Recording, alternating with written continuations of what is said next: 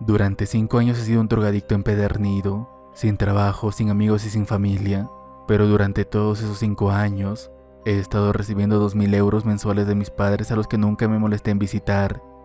Todo ese dinero lo gastaba en drogas y fiestas. Un poco antes de los confinamientos del COVID colapsé en una fiesta porque estaba cerca de una sobredosis. Cuando me desperté en el hospital, había un hombre de complexión medio oriental sentado cerca de mí. No se presentó, pero habló como si me conociera de toda la vida. Sabía mi nombre completo, mi dirección, mi rutina, mis gustos, todo. Siempre evadía cualquier pregunta sobre quién era mientras seguía hablándome como si fuéramos amigos de toda la vida. Después de que me dejaran salir del hospital, sin siquiera hacerme una pregunta sobre las drogas en mi organismo, intenté volver a mi rutina, pero tan pronto como lo intenté, me dieron unos ataques. Fue entonces cuando por fin dejé todo esto atrás y comencé a pensar, mierda, quizás debería empezar a poner mi vida en orden.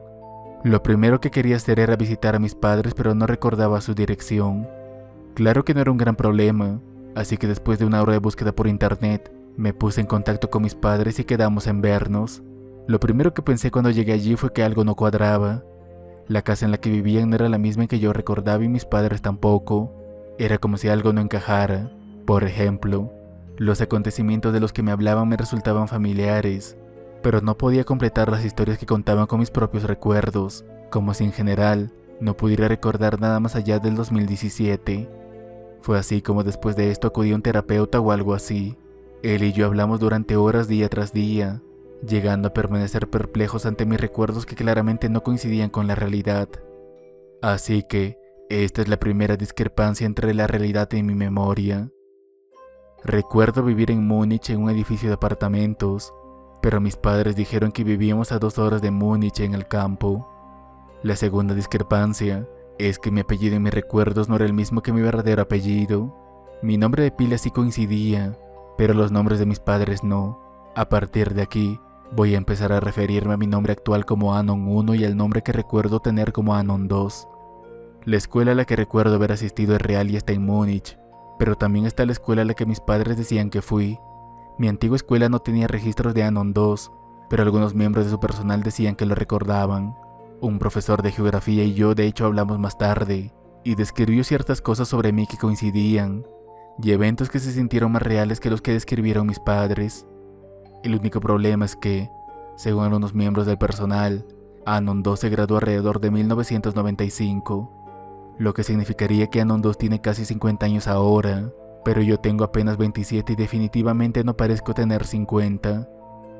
Cuando escribí los nombres de mis padres que estaban en mis recuerdos, vi que ambos eran personas reales, pero que ambos murieron en el 2010 en un accidente automovilístico, y sin familia cercana también. Esa pista no me lleva a ninguna parte. Luego intenté escribir el nombre de Anon 2, pero no encontré nada relevante, así que luego intenté encontrar mi casa de la infancia.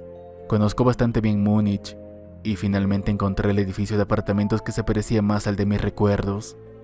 Pregunté por ahí y una anciana muy amable me dijo que sí, que una pareja con el apellido de Anon 2 había vivido aquí en el apartamento 34. Rápidamente fui a comprobarlo, y la persona que vivía allí ahora me dijo que le compró el apartamento a una persona con el apellido de Anon 2. Dios mío, estaba en lo correcto. Le pregunté si sabía si tenía un hijo, pero me dijeron que no lo sabía.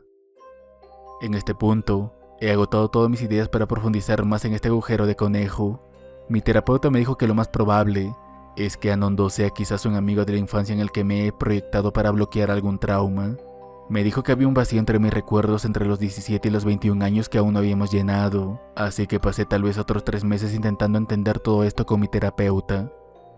Creo que no hace falta decir que nada llenó ese espacio de 4 años, pero sí que poco a poco me comenzó a parecer que mi terapeuta estaba trabajando en mi contra, ya que cualquier recuerdo que no coincidiera con la realidad, ahora lo rechazaba y lo descartaba. Fue así como decidí dejarlo, decidí dejar de ir a él y volver a mi antigua vida. Levantaron las restricciones de COVID y volví a las fiestas, aunque ya no podía consumir las drogas a las que estaba acostumbrado. Un amigo mutuo me ofreció algo de LSD. Dijo que sería seguro y sería como nada que hubiéramos tomado antes, y sí tenía toda la razón.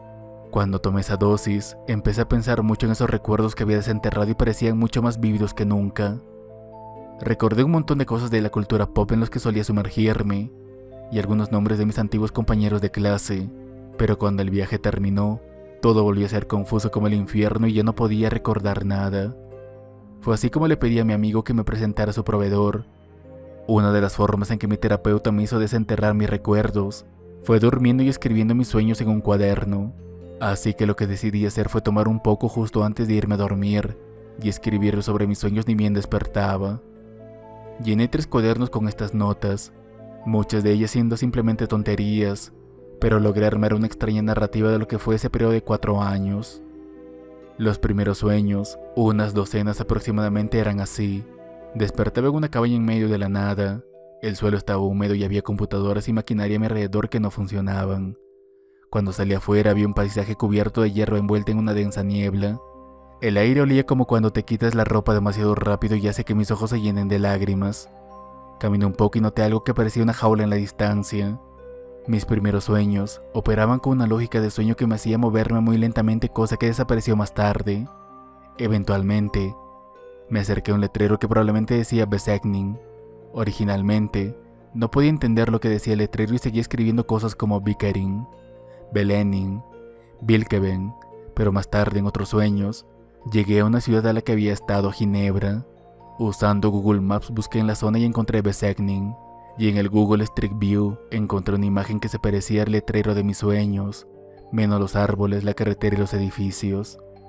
Esta ciudad y todas las demás más tarde solo tenían cosas hechas de plástico y metal, como cercas de metal, esqueletos de varillas, coches, señales y una cabina telefónica. Cuando entré en la cabina, un número simplemente surgió en la cabeza y marqué 1211. Del otro lado pude oír un sonido agudo y se me dijeron una docena de números en alemán que no puedo recordar. Después de la llamada seguí caminando hasta que me encontré con la lluvia que, tan pronto como tocó mi piel, comenzó a burbujear y estirarse. En este punto, el sueño se detuvo y me desperté. Esto continuó así durante aproximadamente una semana, y entonces comenzó un sueño en el que me despertaba no en la cabaña sino en esa cabina. Cuando salía ya no sentía el olor del aire, ni me lagrimeaban los ojos, ni podía sentir el viento. Encontré una lona para cubrirme y seguir el mismo camino que hice la última vez.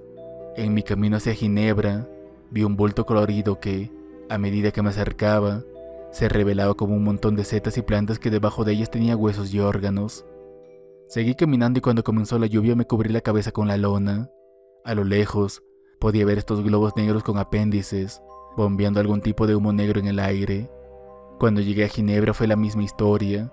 Esqueletos de varillas, señales y coches eran las únicas cosas que habían allí. Seguí caminando y nada sucedió hasta que llegué a Luxemburgo, donde vi una extraña figura en la distancia. Miembros muy delgados y desproporcionados que, a medida que me acercaba, el sueño se volvió más borroso desde aquí en adelante y se hacía cada vez más difícil de discernir. A lo largo de los años, poco a poco logré ver más y más. La figura era una extraña cosa mitad vida y mitad máquina. Era completamente negra con un rostro pálido y cabello corto que tras verme huyó. Yo también me asusté como él, pero no me molesté en perseguirlo y simplemente seguí caminando. Seguí caminando por ahí como un zombie o algo así. Entonces me paré y me puse a pensar, ¿qué estoy haciendo aquí? ¿A dónde voy? ¿Qué es este lugar? ¿Ese montón de setas era yo? Al mirar a mi alrededor me di cuenta de que no habían animales, no había gente, no sentía dolor, sed, hambre o agotamiento y me volví loco. Todo me golpeó en ese momento.